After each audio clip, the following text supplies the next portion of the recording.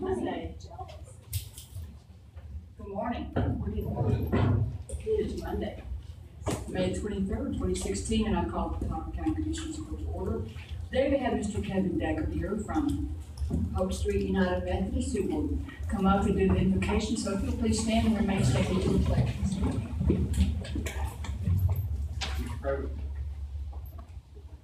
We thank you, dear God, for this day, and thank you for this Commissioners Court for the blessing of having strong leaders who seek you and your will in their decisions. Pray for your continued guidance on all matters in this meeting today. Pray that your will be done on earth as it is in heaven. Pray for Potter County to be a haven of blessing and a place of peace for all who live here. Pray for the citizens of this area to be in unity of mind and purpose according to your perfect will. Help us to surrender ourselves and our interests in exchange for your master plan and direction. Let the peace of Christ rule in our hearts. All who gather here today, and each item of the agenda is presented. May all we do glorify your holy name. Pray all these things in the name of Jesus. For his sake. Amen. Amen. Pledge allegiance to the flag of the United States of America and to the republic for which it stands, one nation under God, indivisible, with liberty and justice for all. Honor the Texas flag. I pledge allegiance to thee, Texas, one state under God, one and indivisible.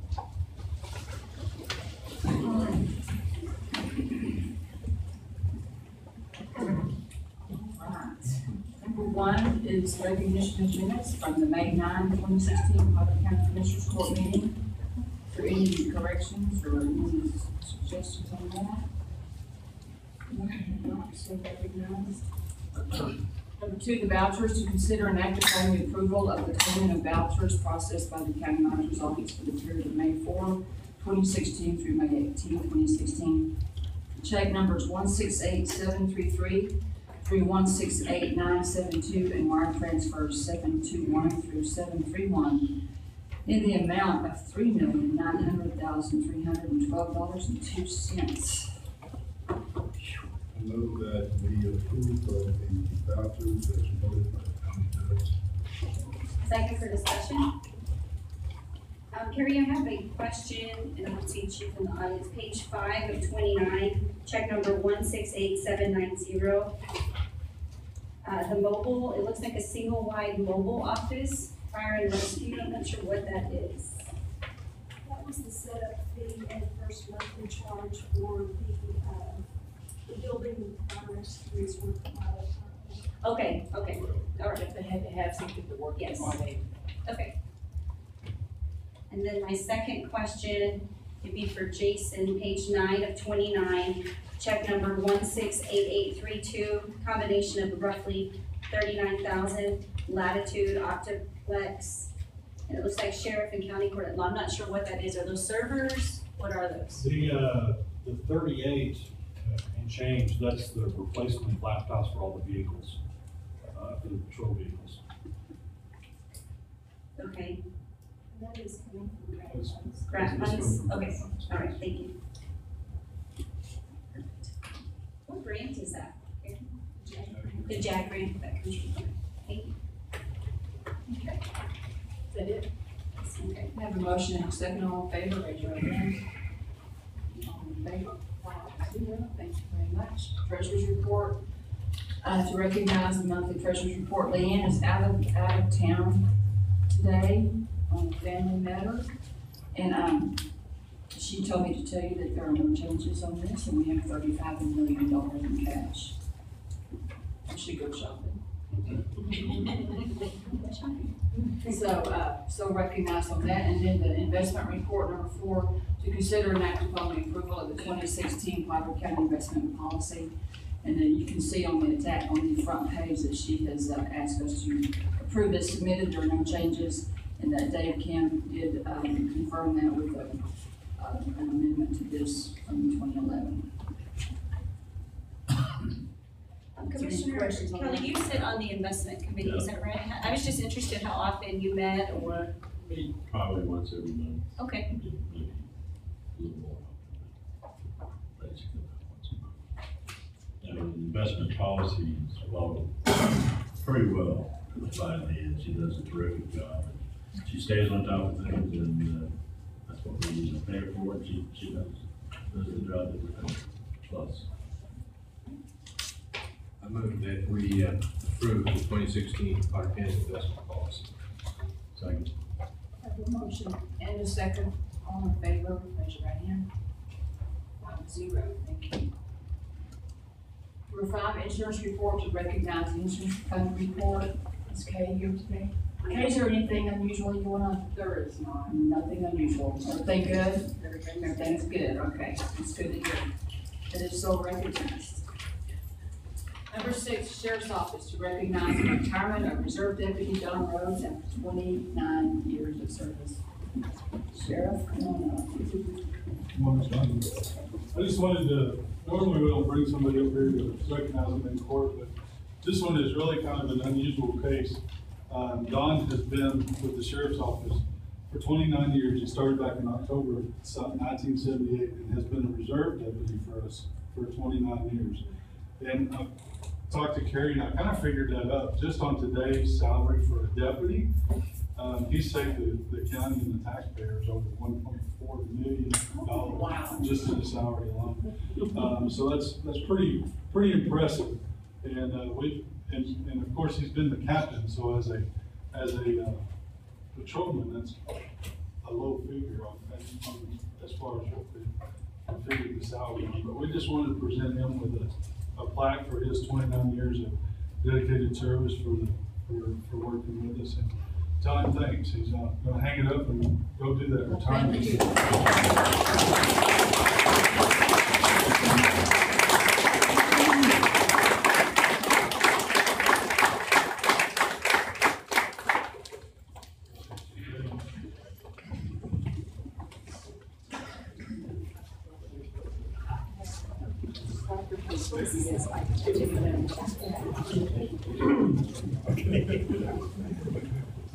Thank you very much. Oh, yeah, we'd like to get a picture.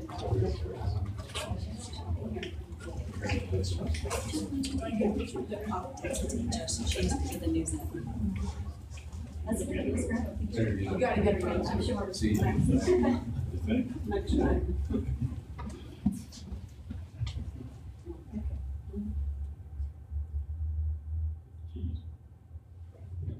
Okay, I got about 4 of them.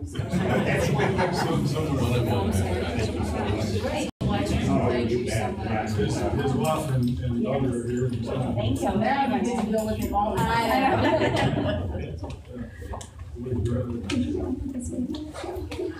But we should, yeah. How about y'all come up? Would y'all come up and get one of you? And our chair. This is over the building, by the way.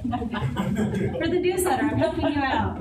I'd like to say it's been my honor to work for the Potter County Sheriff's Department and serving the citizens of Potter County. Thank you. We couldn't be effective without the support and backing of Sheriff Thomas and his staff. They're the best. I have a unique job. I try to get people to work for free. And if they didn't work for free, I have to fire them. Nobody has a job like I do. You might as well be working for free. Yeah, I'm gonna get a picture of all of you, and I'll get it to you, Sheriff, so you can get it. Come on. That's all we want.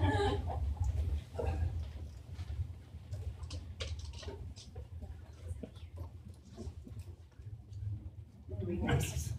1, 2, 3. Perfect, thank you. We have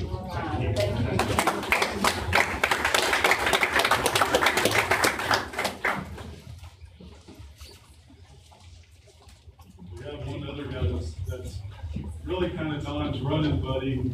He's only been at the Sheriff's Office for 18 years, but he's always followed Don around, and so I guess he followed Don right after when he left too. So we're gonna miss him, but Charles Frizzell has been, like I said, been reserve for us for 18 years. So we're losing a lot of history of what a tremendous amount of savings. And I don't, like I said, we don't normally do this, but I have one other award that I wanted to pass out, and that's to David Johnson, if you'll come up here for half a second.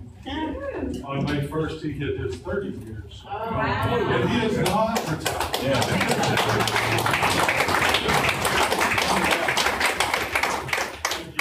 Thank you, Sheriff. Thank you. All right, back to business. Number 7, interlocal agreement to consider and act upon an interlocal agreement with the city of Amarillo for use of Potter County fiber cabling. Jason Patrick, you are up. How many years you been here? Less than 30. Okay. We're just talking about how old I was when we started here. Were you born yet? Okay.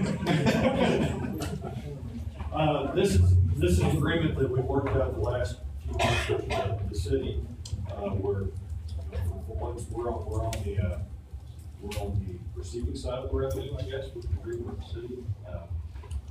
Where they're going to lease some of the new cabling that's going in the ground, for the next 20 years, because we're going near a bunch of their sites, we're close to the airport, a lot of things downtown. So, that's about it.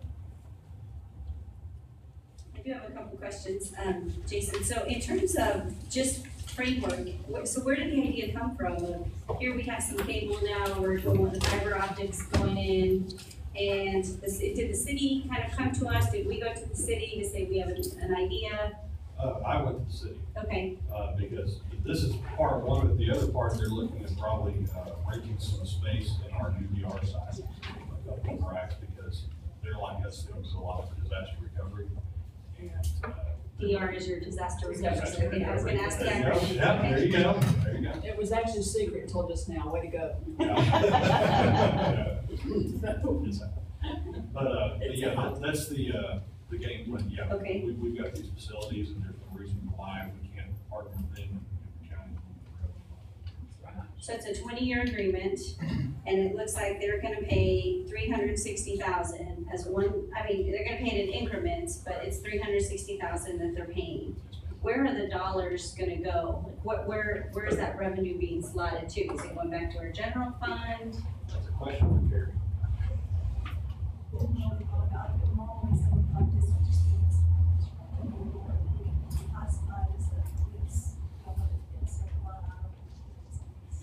I just didn't know if we had plans for I've got it. an account you can put it in. You've got an account of voluntary. Well, Okay, I just was yeah, I think- interested.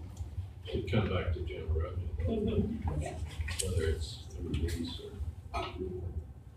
I just didn't know if it was being earmarked for something, but just general revenue, so, okay. And then it references 48 strands of fiber. This is beyond my expertise here, so I'm gonna have you keep me in line. 48 strands of fiber, and there are consisting of 4 buffer tubes and 12 strands of each fiber. So they're getting some of the strands is what they're getting, and they're plug and play, if you will. Right, along the route between Santa Fe building and our new building out there, we kind of zig through downtown to get out to Third Street, we take Third out to Loop, Right, and go north of the airport. And along the way, we're within about 50 feet of the airport, is a good Okay. example. And if they want to tie in, where we have an access, they call it a manhole, where we've got access points set up, if the city wants to tie into it at their own expense, they put one next to it, and they splice it to it. okay. Yeah, That's it. yeah, that's helpful. How do, since we have 2 organizations now on the network, I'll just call it a network for lack of a better word, how do we confirm that, whatever they're putting on isn't kind of slowing down the overall speed? I mean, how are you testing that? How do you measure that? Because it's on separate strands of cable. Okay. Makes sense. Mm-hmm. Separate strands of glass. And who does the work on these? Who does these?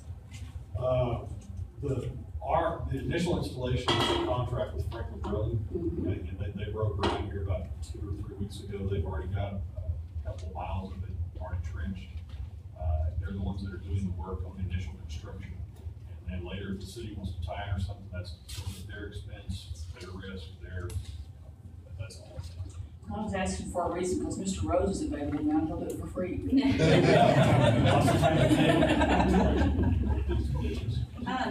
So if they're connecting to different strands, if you will, in terms of contingency, if something goes down, can you confirm which strand it is, if it's a county strand or a city strand? Correct. And then, let's say it's a city strand, who's responsible for correcting that? We provide no warranty. Okay, All the access is as is, no warranty expressed, or applied, actual mileage may vary, all that sort of thing. okay, okay.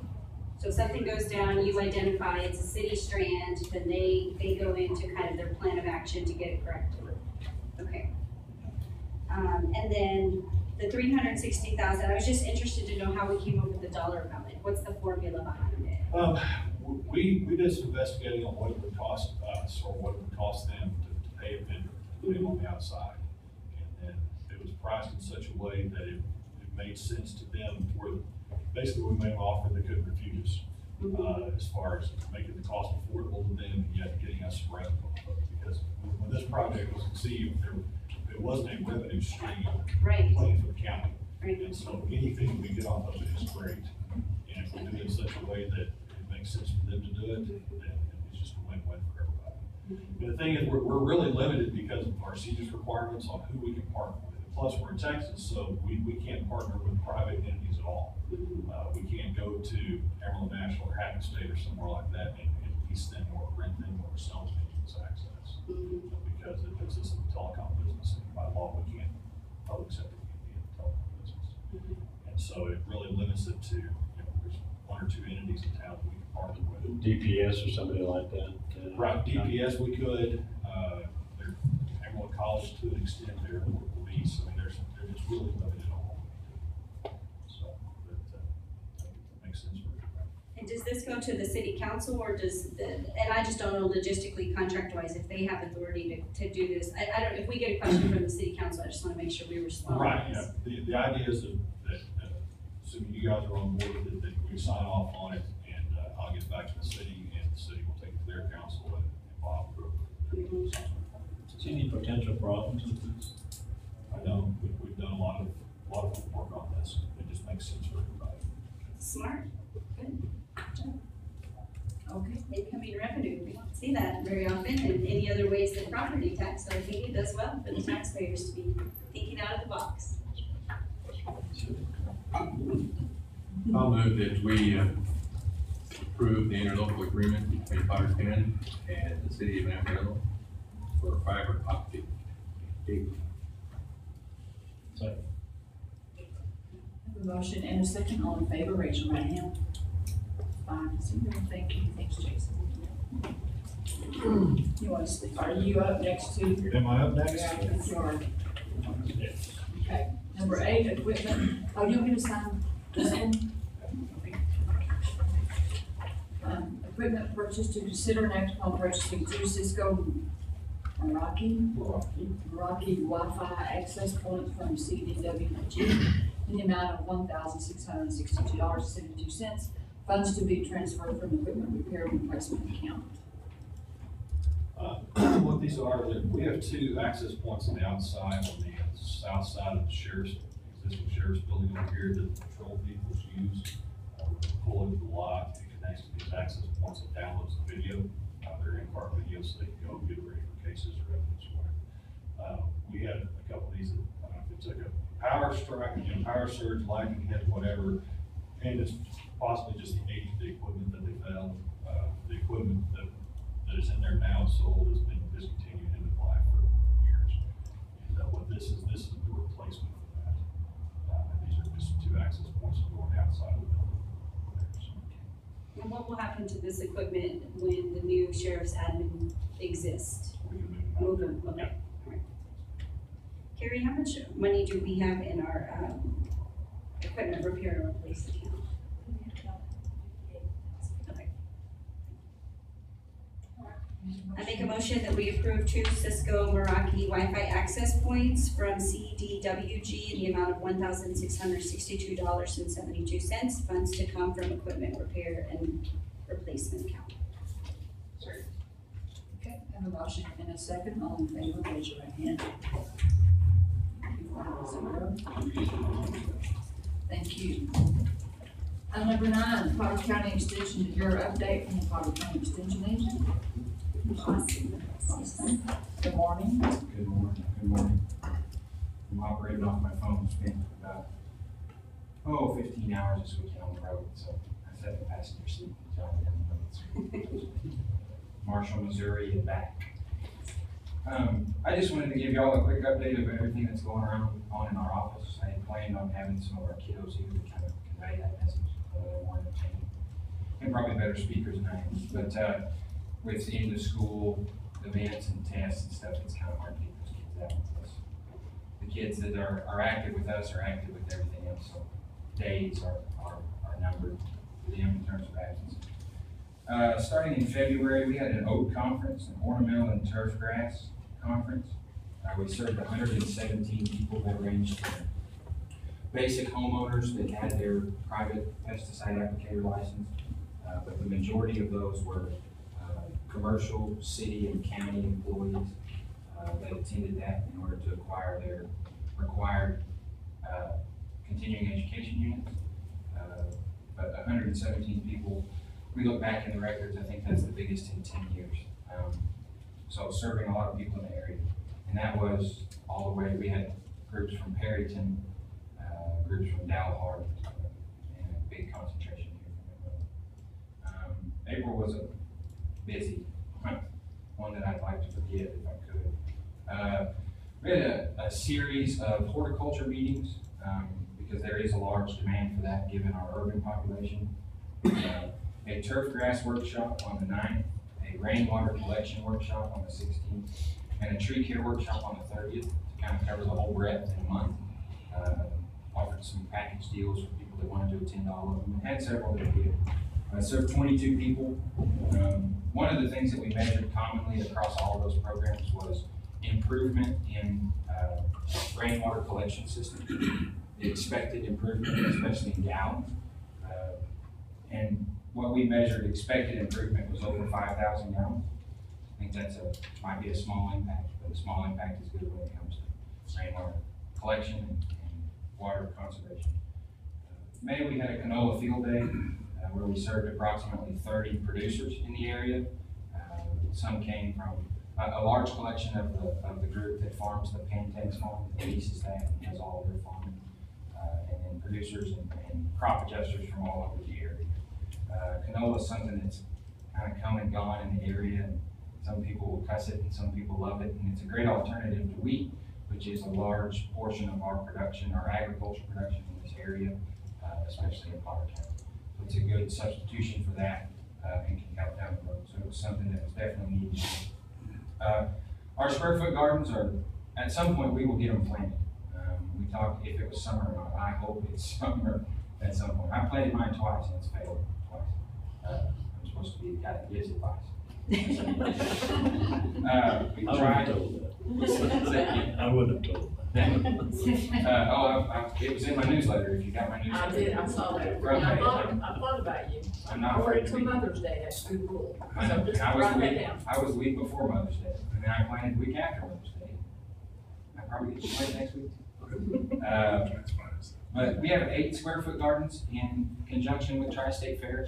They're at the Rex Baxter Building, and we offer those almost randomly to certain groups. This year we gave away 5 to Region 16 employees and 3 to county employees, just via the email server.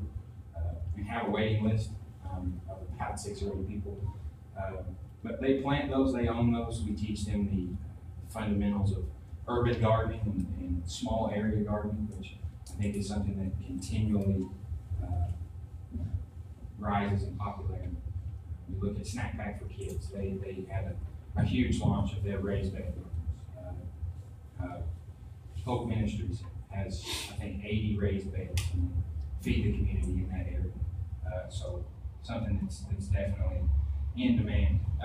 I wasn't able to be here the last Commissioner's Court because we had some district meetings through extension, but I just wanted to expand on the new square foot gardens that we have started in the process with juvenile probation. We have 4 that are right by our office that have haven't really been used in the last, I don't want to put a number on it, the last several years. We have decided to add 4 more and offer those to juvenile probation. those to be given to, the kiddos, and they manage those, they plant those. We offer some, might not want to sit them down in a classroom and try to teach them, but still some hands-on learning, with that in order to impact them there. So those should be, coming up in the next couple weeks. With that wet, cold weather, there's no point in getting out there and trying to fight the elements. In June, probably the most exciting program that I've organized, we have a rancher's leasing workshop that's gonna be here in Amarillo.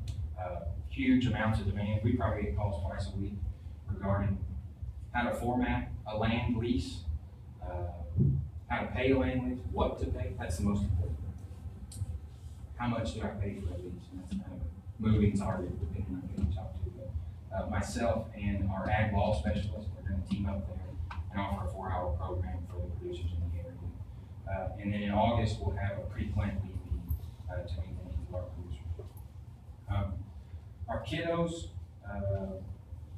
huge year. From January to March, our kids generated just under $250,000 in premium money from our county livestock sale all the way through the Houston Livestock Show. 3 breed champions, 10 class winners, and 40 sales spots. I don't know of any way to survey and figure out if we're up there, but I'm probably biased and say that I'm not sure there's another county in the area that's as successful in that regard. So something certainly to be notified about. 45 kids competed at the district contest. 22 of our seniors qualified, and I know that's the highest amount in our district, which is the upper 22 counties of the Panhandle. We doubled most, so that's the competitive edge. Five different teams and 5 individuals that'll be traveling down to College Station the first week of June to represent Potter County. All the way from, we had rifle, horse, nutrition quiz bowl, livestock judging, duds to dazzle, which is a fashion, it's out of my area. And then a food challenge. So spanning all areas of 4-H involvement. And then something that we worked awfully hard on, 2 of our seniors that are leaving us generated $28,000 in scholarships between the 2 of them. One was $18,000 and one was $10,000, which is a big accomplishment. That's something that definitely goes up on the wall. So, so far, I mean, it's been, I haven't seen y'all since December. There's a lot of people I haven't seen since December, but just a quick update of everything that we've done in our office. Well, I guess in my office, I can't speak for everyone else, but I know we've been awfully busy. Thank you. That's all I've got. Thank you very much. Any questions at all? Sound like you're very busy. You try to stay that way. No. That'll make y'all want to steal some of the paycheck. And then just to clarify, I know that there was some discussion on Monday. Our Master Gardener Group has set aside $2,500. I think that was done at our January meeting to supply the plants for the new garden arrangement that's going to be at the entrance to our office. So that's been I'm not going to say a struggle, it's been a labor of love maybe to get that group headed in the right direction. I think it was on the downhill slide when I came in. I think now we have a core group of very active members, members that are active across our extension program, not, Margaret. And there's not a committee that Margaret doesn't serve on. And she's now our secretary and master.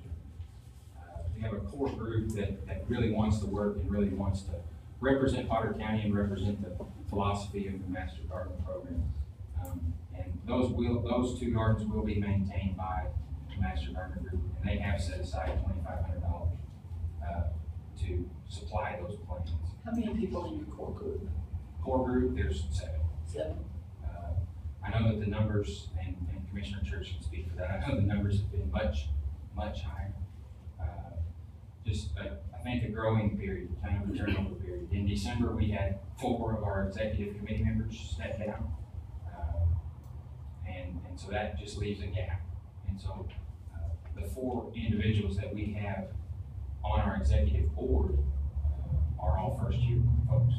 They completed the intern class in February or March of 2015. So, we found it best not to train an intern class in the spring of 2016 because they didn't feel comfortable with their own membership and their own status in master programs, their own amount of knowledge. I can speak for them, they won't say it, but there is a breadth of knowledge that's immeasurable with that 7 or 8 folks, but they don't know. You get them one-on-one, and it's unreal what I can learn in 30 minutes from those people. You get them in front of a group, and it's a struggle. And so that's what we're focusing on for this year is equipping them with the knowledge to get out there and really represent our extension program and represent people of Potter County, be able to serve us better in that regard. Thanks. So there's public speaking classes for them, you know, And that's something that we like, there's not.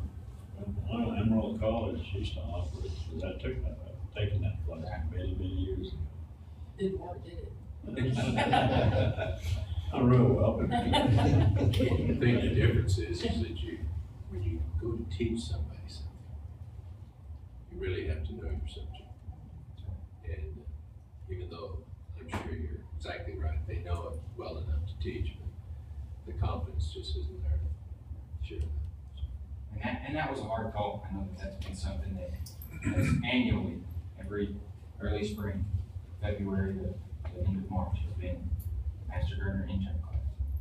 And pulling that out wasn't an easy decision, but I think it was the best decision for the overall long-term growth of the program, and especially the growth of those 7 or 8 individuals. The last thing I wanted to do was throw them into that planning process and lose a couple more. We can't really afford to do that at this stage. I have 2 quick things. Austin, just make sure as you're working on the garden to coordinate with Nick and Mike, because there's some work that's gonna happen there, so I just wanna make sure you guys don't overlap. And I did speak with Nick, Okay, last Tuesday or Wednesday. We've got that here to, like you said, once that soil temperature and stuff starts coming up, okay. they'll time that right. It's about a 2-week long process. Okay. to get that done.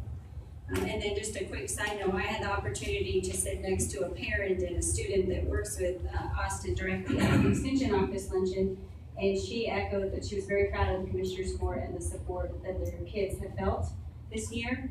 And so, you know, I certainly said, this is all of your commissioners and this is your judge, and so I just wanted to share that. The parents were certainly taking notice and knows that the court has a hand fiscally in supporting these kids, so thank you for that.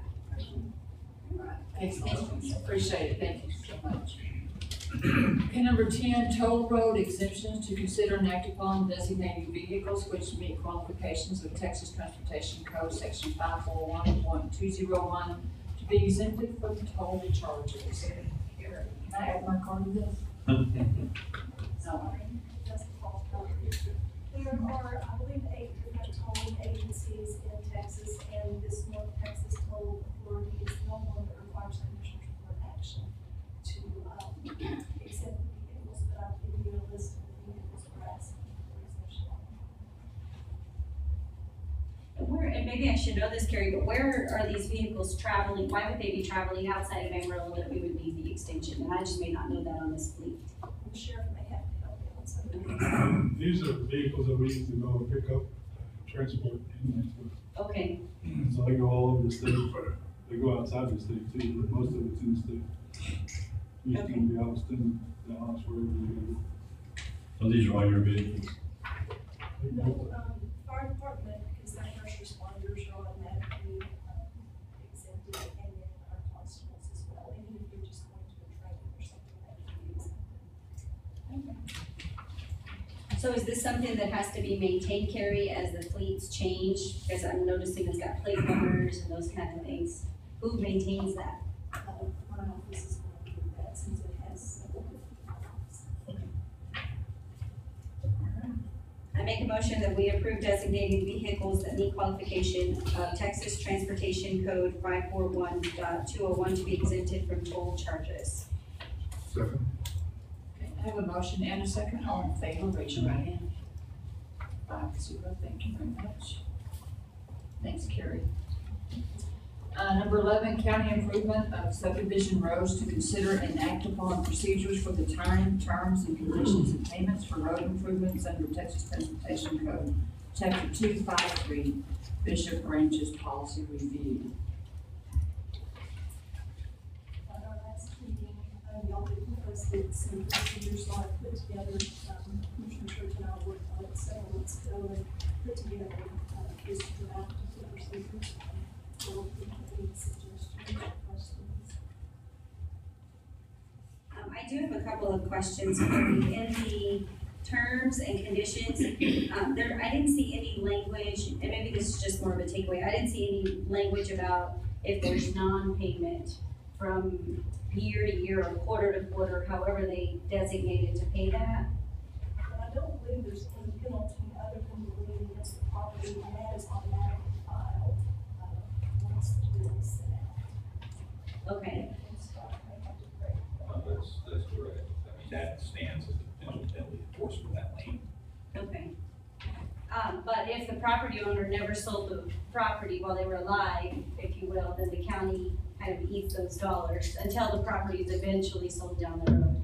That's my understanding. Well, yeah, I mean, I suppose if the efficiency got large enough, the lien could be enforced through foreclosure.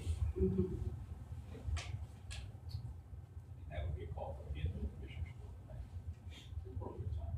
I just didn't know who would, and I'm not saying that's gonna be the case, but since this is so very new for us, and we probably won't be the court that's dealing with the lien downstream, if you will, that there's a threshold in here of however many non-payments, maybe that's a better way, or non-compliance.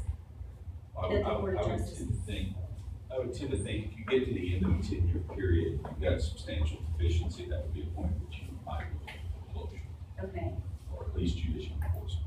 so do you think the policy as a whole should have some language like that? I think that's built into the statute. Okay, so maybe just highlighting that, per the statute, because this is what the court, for the most part, would see is this policy, when we get a new one that kind of comes in, or at least this is what I'm thinking.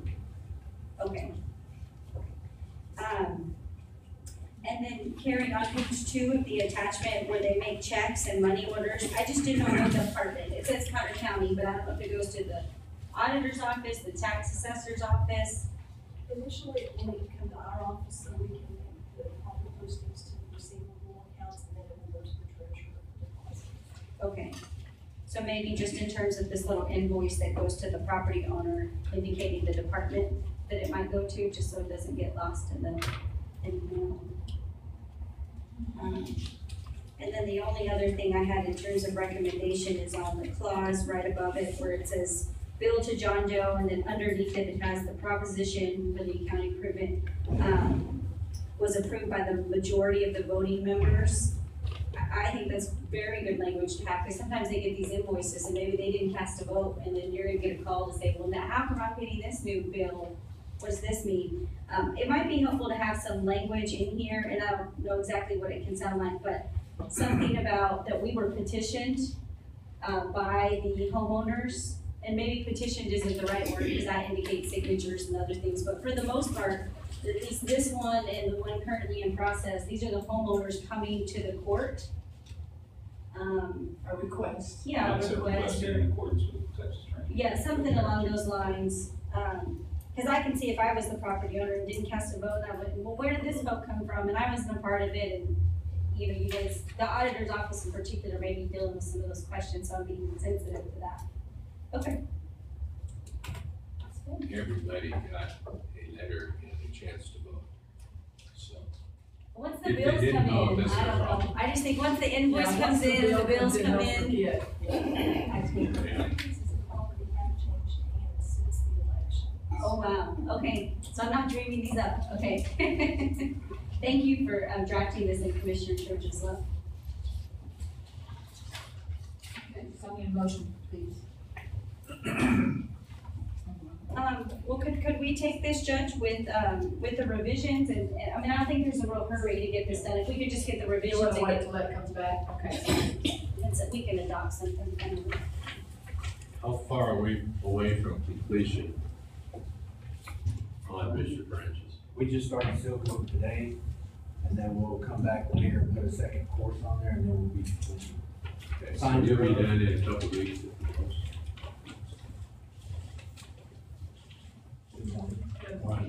Well, we're still closing it out there, and then once we do that first layer on, out there, we're gonna come back later and put the second course on there, and then we have to do some touch-ups like shouldering up and some driveways. There's probably maybe a month or so. We're gonna skip some, there's gonna be some head knocking, but the first quarter of asphalt going in. Have the homeowners said anything? How did they see you guys out there? No, I've got a couple of comments about they appreciate it, looks good and stuff like that, so they're very That's all appreciative. Yep.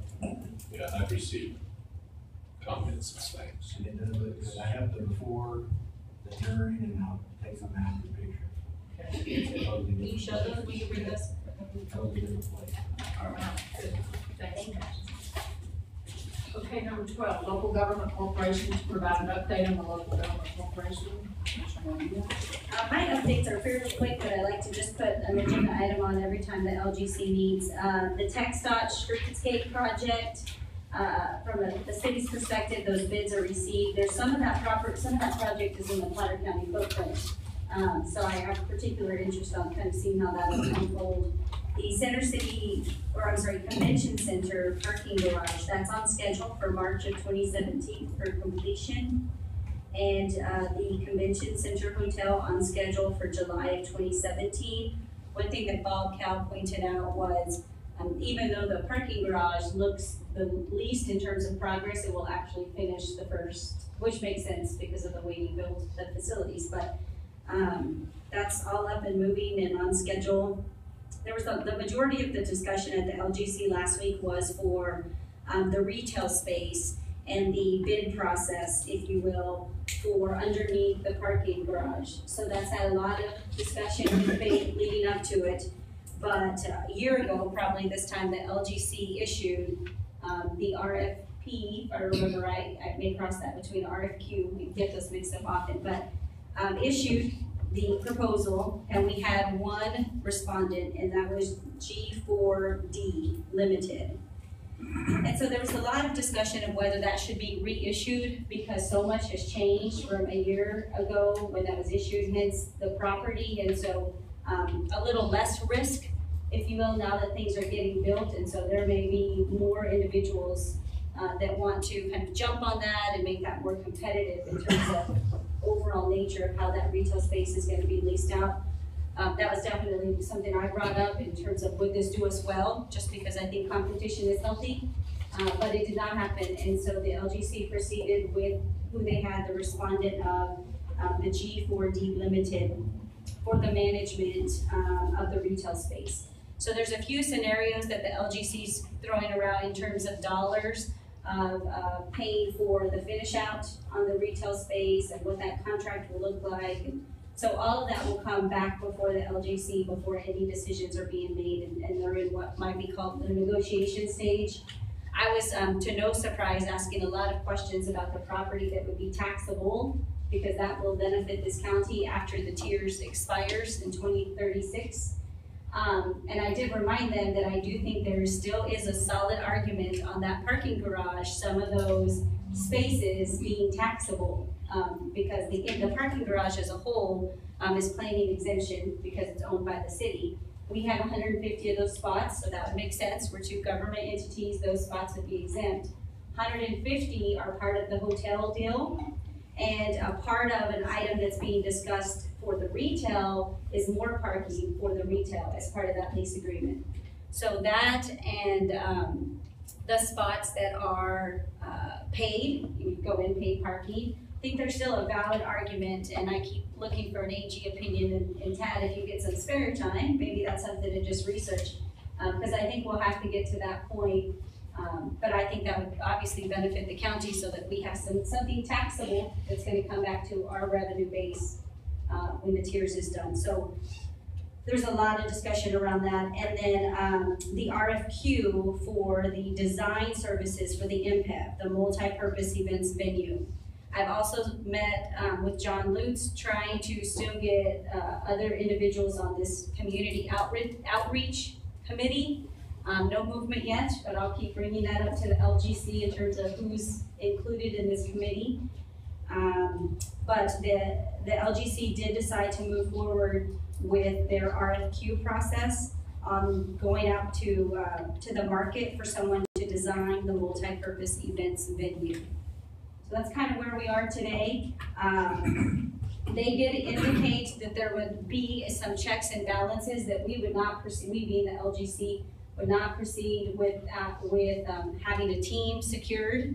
So just because we're kind of going through the process of getting design services, getting this down, there is this, we would have an intent letter, if you will, from a team of who would fill that stadium. And that was a question that Judge Pfaff was specifically asking for, that we would have something before we went to build, we have a good gauge on the team going in.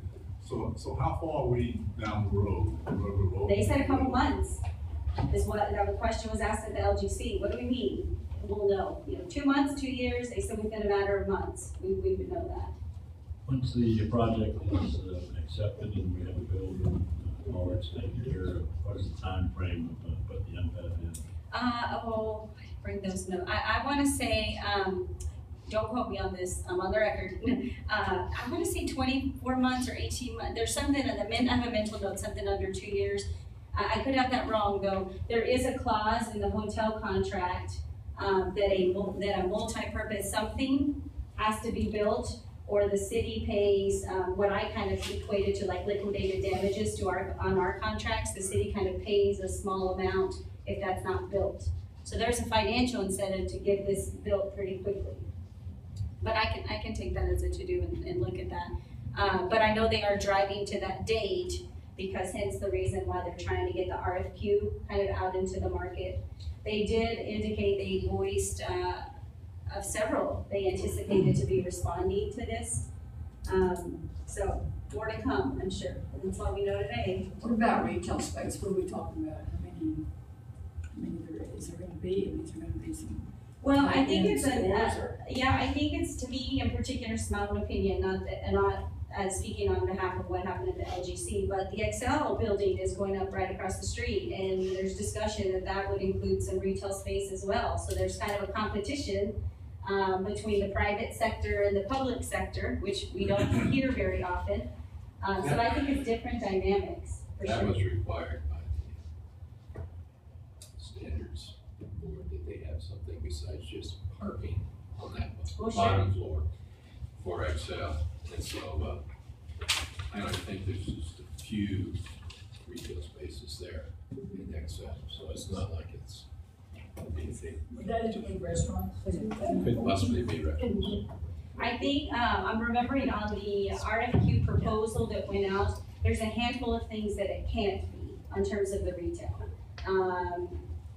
Adults, entertainment, there's about 4 or 5 things that it can't be in terms of the retail. So I think for the most part, the LGC has said kind of let the market drive what it should be, but here's the 5 things it can't be in terms of downtown business. No vape shops. Did you say no vape shops? Vapes. Vape shops. No. I thought he said vapes. I was like, wow. We need to talk. I wouldn't even think of that. Well, Board of Commerce is very interesting. It is very complex financing, to say the least. Very complex financing. When I'm in the meeting in particular, I kind of have to have a piece of paper out and I start drawing lines to these funds because it is very complex financing. Okay, thank you. Number 13, neighborhood planning, and I'm going to give the update this time because Mercy didn't attend the meeting. So this is the North Amarillo Community Project that we are working on. This is the $75,000 that we gave this year, and the $75,000 of the city gives. They have had several community meetings, and I met with Kelly Shaw and Bob Cowell and Becky Beckham the other day, and we discussed what's coming up down the pike right now. And they're right now working on zoning, demographics, and goals and objectives. And their next meeting is May the 26th, which is this coming Thursday. And it's an open meeting for anybody who wants to attend. And the basic things that they have lined out that the community wants, right now we're working on North Heights area. This is the basic things that they want. This is housing options, which includes redevelopment, economic aspects, which includes jobs and businesses, after-school programs for the kids, expanding the transit system, and fixing the usual things such as potholes and lights and basic cleanup. To date, they have picked up over 1,000 tires in that neighborhood. Since this started. Since they started, over 1,000 tires laying in alleys, yards, whatever. I don't know where they take them. I don't know, but they have picked them all up.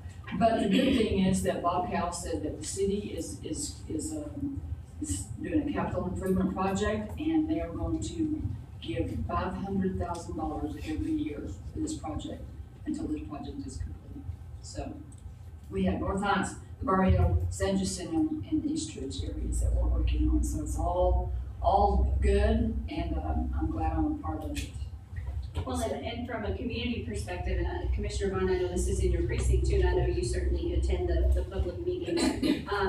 There was a lot of community resistance of, here we go again, you know, it's another round of this, and how is this any different? And so these type of examples of this SWAT team, if you will, from a city cleanup perspective, they have the whole city, and this is the message that has been communicated from Terry, our city manager as well. The whole city has eyes open on that division of our city because they want to help clean that up. So they know whenever they're driving through that, they need to stop and pick it up, even if it's not on their route.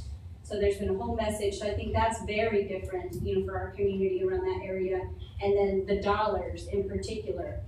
This was the city. This was, as far as I know, this wasn't the judge and I saying, now how are you going to pitch in more? You know, this was their kind of initiative to say, how are we better about this process? And so again, I go back to this court to just really saying thank you for allowing us a little freedom, because we didn't know what this could be. It was just the small dollars to get this conversation started. But should this capital money get approved through their budget process, is a game changer for these neighborhoods, because we can absolutely say this is different, and we are building these infrastructures so that the community goes to the city and the planning department in particular, and it becomes part of their capital planning. Our philosophy is this initiative should not be dependent on any elected official sitting at this table. And we have to do right by the people that we're going out to say, let's be a part of something different. So we intentionally carved ourselves out. This isn't, you know, a judge initiative, a commissioner, a councilman initiative. This is city go, and we're just trying to be a part of the process. So it's all good. The community in particular, I know, has said it out of the gate. So this is different. Where are these 1,000 tires? I know. You know, I don't know where they take it. Oh, you mean where they located? Yeah, where are they? They're all. I'm talking about where's the location where the 1,000 tires are now? Oh. Probably out at the landfill. At the landfill. They have a separate space for where they put tires. Yeah, it's called Don't Trail on Me. All Sorry, I'm on here all day, so it's okay. Number 14, county projects. Mike, you don't have anything on that? Okay. Number 15, vehicle transfer. Consider an act upon the transfer of vehicles between departments as follows. Potter County number 19936-2011 Chevrolet Tahoe from auction to county attorney, and EPC number 21738 2003 Buick Sabre from county attorney to auction. First, let me answer the obvious question. We are not adding to the fleet. Okay. All right. This is a fleet neutral move. We identified a Tahoe that the sheriff's department was getting ready to put out. While it has been in service and has a number of miles on it, it's in considerably better shape than the Buick Sabre. And the idea of this vehicle is to serve subpoenas, serve paperwork that our investigators have developed. Quick question, is this the Tahoe that we were told during budget last year that was useless and needed to be traded in? I have no idea. Okay. I know that. It is. It was the one constable. I think you said sheriff's office, but it's actually the constable. Oh, okay. Yeah. Okay. Yeah. Okay. But it's So in better shape. It's than the risen. Sabre. It has risen. Because it actually rides. It actually rides. It runs. Important. That's good. Okay. Okay. Anything else you want to add to that? Nothing? Okay. I need a motion, please. Move we transfer the Chevrolet Tahoe from auction to the county attorney and the Buick Sabre from the county attorney to auction. Have a motion and a second. All in favor, raise your right hand. 5-0. Thank you very much. Thank you. Number 16, formal bid number 1132-16 to consider an act upon awarding formal bid number 1132-16 Santa Fe Building Limited Terracotta Restoration to Phoenix One Restoration and Construction Limited as the lowest responsive evaluated bid in the amount of $380,700. Funds are budgeted. Morning. This is a project that we looked at the budget for last, y'all went through and approved for architects to go through and build the assessment. We've done that. So now it's time to actually do the restoration on the work. One thing that we've done is improved an alternate in addition to this work. The mortar joints on top of the building, these were stone. We're looking at putting lead joints in there. It's what we did here on the courthouse to protect the mortar from coming out down. So this is an addition to that. We currently do have the money within our budget to do so forth. Mike, how often do we have to do this? I mean, does this Whenever. last a while now? Whenever back in the 90s when we did that project, we had a company through the general contractor come out of the Dallas-Fort Worth area. They did the restoration, selective restoration on the building. Most of it was up top. Within the 1 year warranty period, their work came off, we brought it back out. It lasted about 3 years after that. And just through the years, it's continued now to deteriorate again. This right here is a specialty for people that know how to do this. You had a company up in Texas that actually did this building. So there's not very many people in the country that can do this type of restoration. So that's kind of where we are today. What causes it to deteriorate? Just the weather? The weather, your freeze thaw factors, ice, moisture get down in your mortar, popping it, get down in a crack of the finish. If you're familiar with ceramics, you put a glazing over the outside of a ceramic piece. You get a bad spot in that ceramic, moisture gets in there and starts popping your finish off. And that's what has happened on top of it. Through this same process, I have it budgeted, we will be bringing in crews, they will actually remove all the ceilings around the windows up there and repaint everything up there. What's the timeline on that? We have to start this in June and it has to be completed no later than last day of October due to the weather. We want to make sure we have nice weather to get all this work done. Vicki, what about the I guess rating scale or the valuation bid? I see that on the next agenda item, but the vendor scorecard, can those be included on each proposal? Oh, this Or was is a this- little bit with the alternates, I can provide that for you, but this was definitely a bid, so it had to be evaluated, make sure we had all the current documents and then loaded. Okay. But I can get that information. If there's any questions, I'm sure Mike could probably answer a lot of the evaluations out of them. Okay. Would you like it? Yeah, I just in terms of process, I can kind of follow it through. I certainly don't need it for action. It would be good for me as a follow-up. Okay. I'll get Matt, our senior buyer, to get that out to you. Or Matt back there. Thank you. Okay, I need a motion, please. I move we approve the awarding the formal bid 1132-16 Santa Fe Building Limited Terracotta Restoration to Phoenix One Restoration and Construction. As the lowest bid in the amount of $380,000.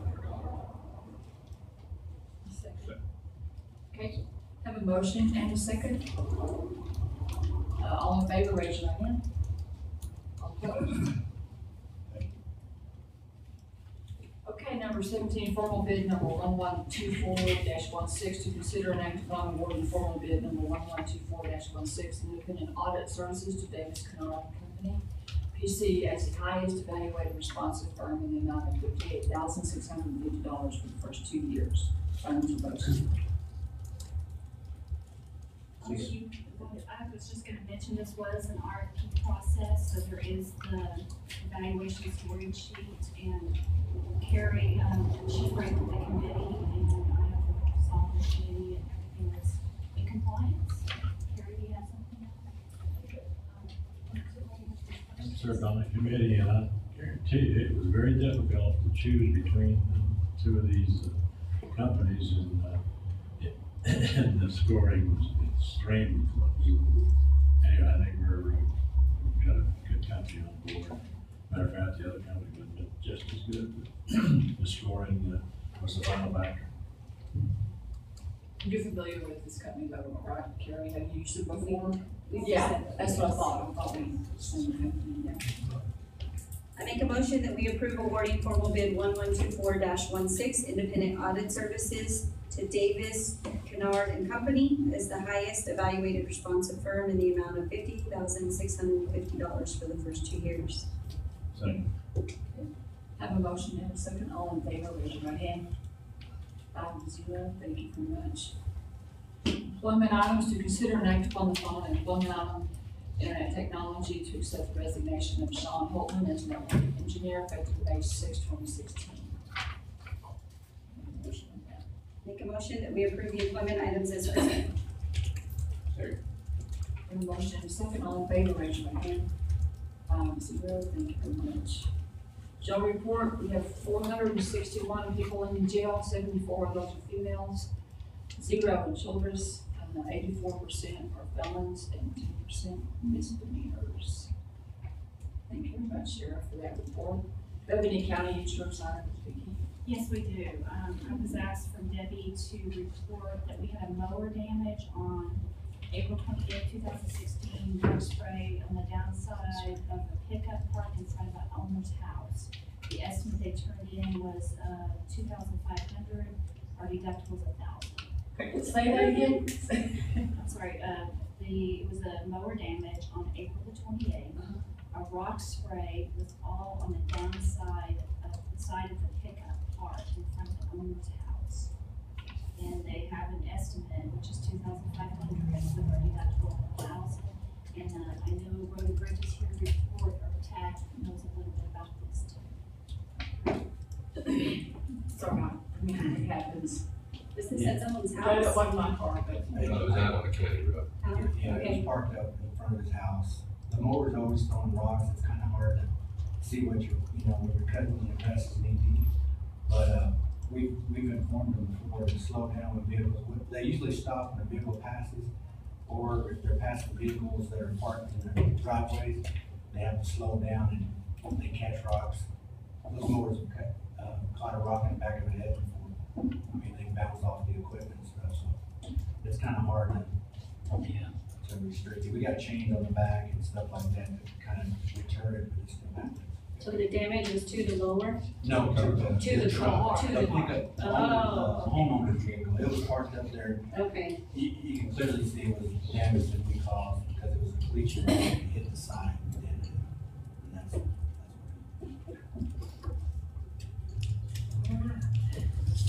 Okay, we have no executive session. Agenda items for next time. We're gonna bring back that. Do we need to act on that? Do we need to act on it? Insurance? No.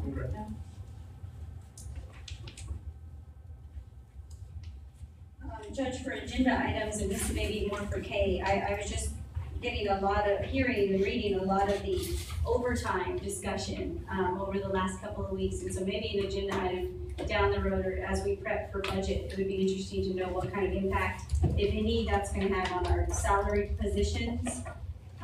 Maybe that's a future agenda item.